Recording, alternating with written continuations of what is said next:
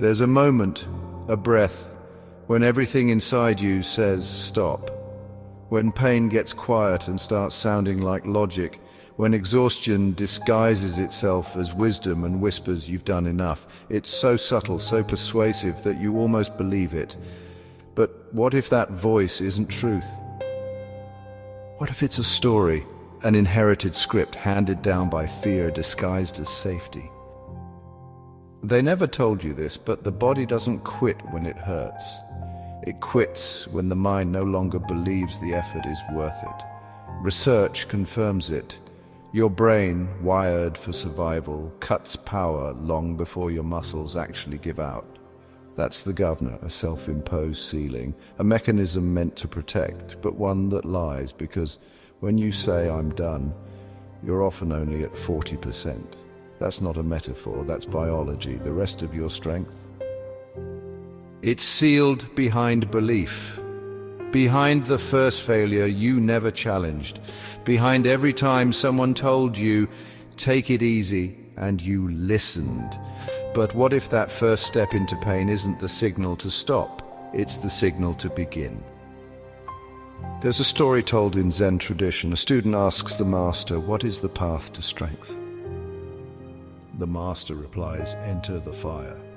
We've built our lives trying to avoid that fire.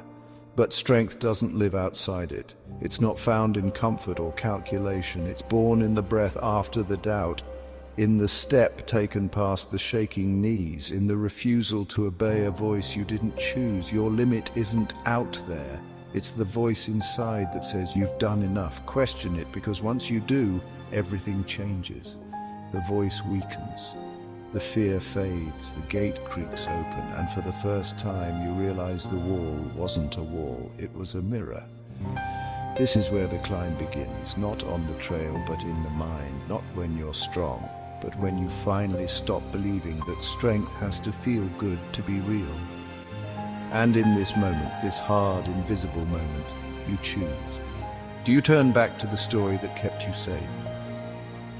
Or do you step through the fire that reveals who you really are? The limit is whispering, not this time.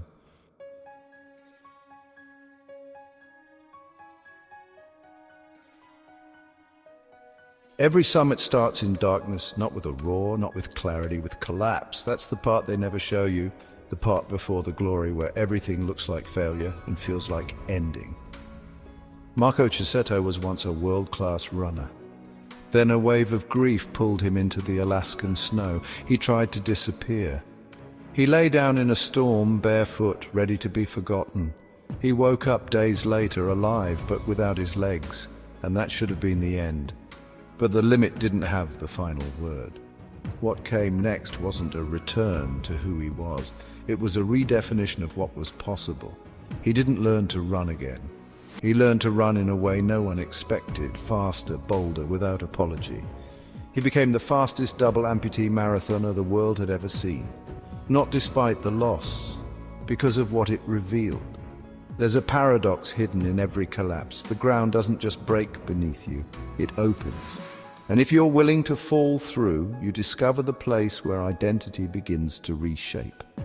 In the quiet, in the loss, in the pause after the pain where no one else claps and no one else sees. That's where the real climb begins, not with certainty but with surrender, with the release of the life that kept you limited, with the willingness to rebuild on a new foundation. You don't find yourself by reclaiming what was taken.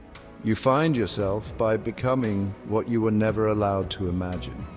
Kabir once wrote, "He is the breath within the breath." Meaning what moves you isn't out there, it's in here, beneath the fear, beneath the silence, beneath the illusion of the person you thought you had to be. You're not here to be restored, you're here to be transformed.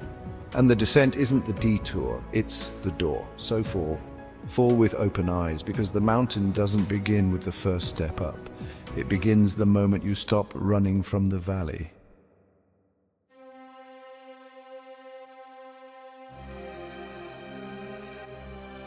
There comes a moment in every life when strength fails, not because it's gone, but because it's reached its form's final use.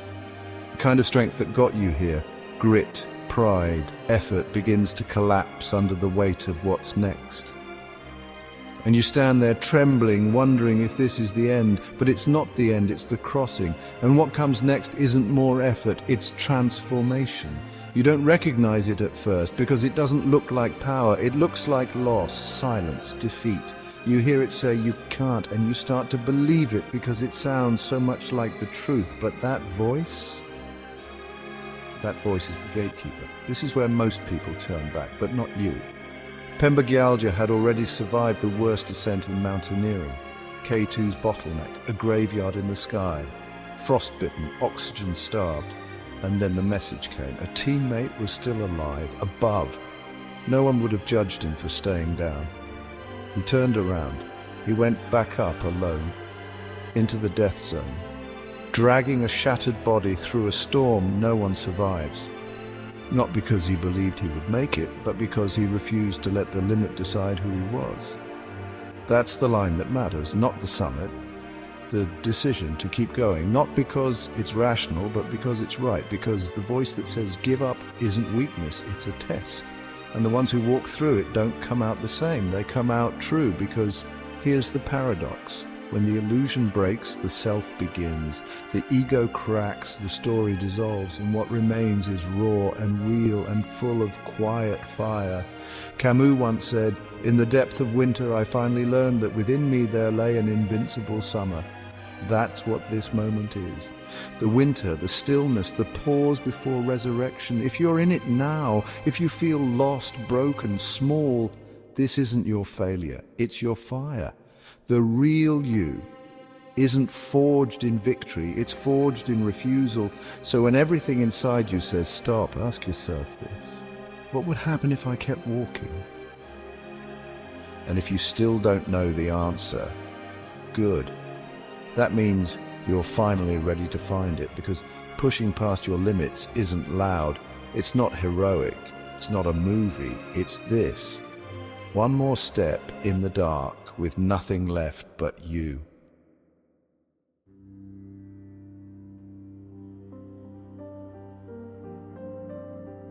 You've been told that power is noise, movement, force. You've been taught that if you're not pushing, you're not growing.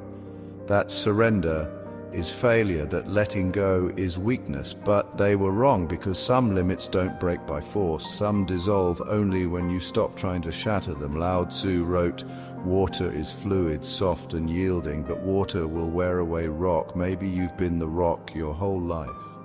Rigid, holding it all together, the unshakable one, the one others depend on, but now the cracks are showing, quietly, privately. And you've been taught to hide them, to keep pushing. But the strongest people aren't the ones who never bend, they're the ones who finally let themselves soften without shame. Darren Thomas was once a strong man, athletic, capable, until a bullet changed his body forever. Paralyzed from the chest down, he stared at a ceiling for months, wondering if life had anything left to offer. He didn't fight back. He didn't power through. He surrendered, not to death, not to despair, but to this new reality. He said, "Even here, I'm not done." And in that moment, he discovered a power more absolute than control, acceptance. Not the kind that quits, the kind that breathes. Because some mountains you climb, and some you let stand. Rumi said, "Be like a tree and let the dead leaves drop." So maybe that's your limit. Not the one that demands another rep or another hour or another sacrifice. Maybe your limit is the belief that you always have to be in control, that rest is laziness, that stillness is failure. But sometimes the deepest growth comes not from breaking through, but from letting go of perfection, letting go of the old story, letting go of the illusion that you have to be unshakable to be strong. Because true power is fluid. It moves, it adapts, it survives. And if you're still here, broken, bruised, tired, you haven't lost. You're softening, you're becoming water. And water in time shapes the world.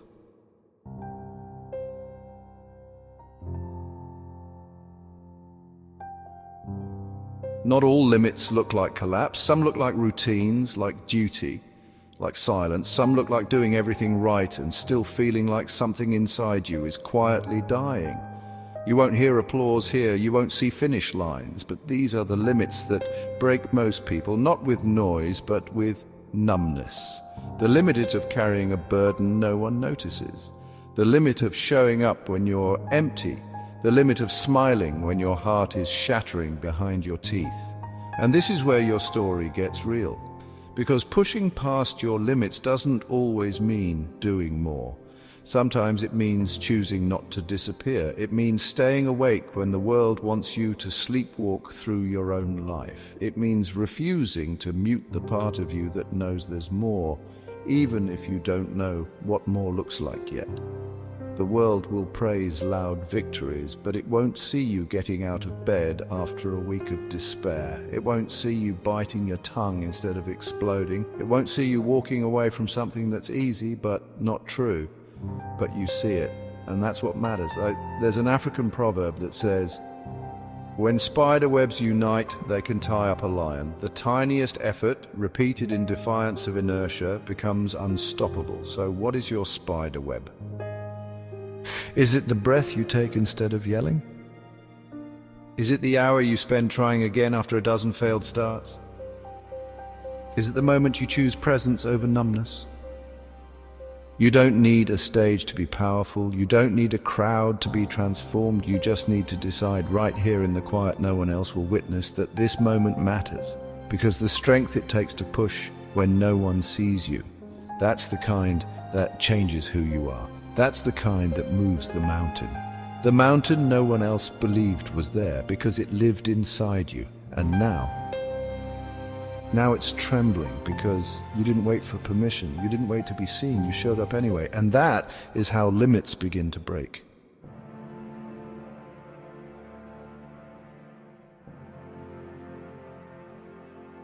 This is the moment, not when it ends, when it begins, when you realize the limit wasn't a wall, it was a decision, one you made long ago before you knew how deep you could dig, how wide you could breathe, how far you could go, and now you've touched that place, the place past breaking, the place past image and identity, the place where effort becomes silence and silence becomes power.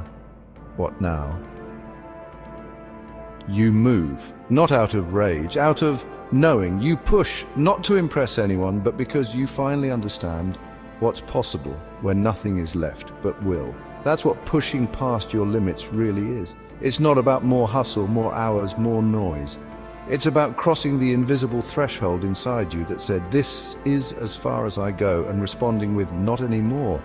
Glass doesn't shatter with a whisper. It breaks because pressure builds, and then in one clean crack the illusion collapses. And so it is with you. Every unseen effort, every quiet defiance, every time you kept going without knowing how, it all led here. This isn't the climax, it's the emergence. You were never here to stay safe. You were here to rise, to burn through the ceiling they placed above your soul, to step beyond the boundary they said you'd never cross, to meet the version of you who lives on the other side of fear, on the other side of fatigue, on the other side of the false ending. That version is waiting, not with a trophy, but with a mirror. And when you stand there, breathless and blooded and alive, you'll see the truth reflected back. You were never breaking, you were breaking free. So now one last question remains, what is your limit? Name it. Say it out loud, then take one more step, just one, because today, that's how it ends, and that's how it begins.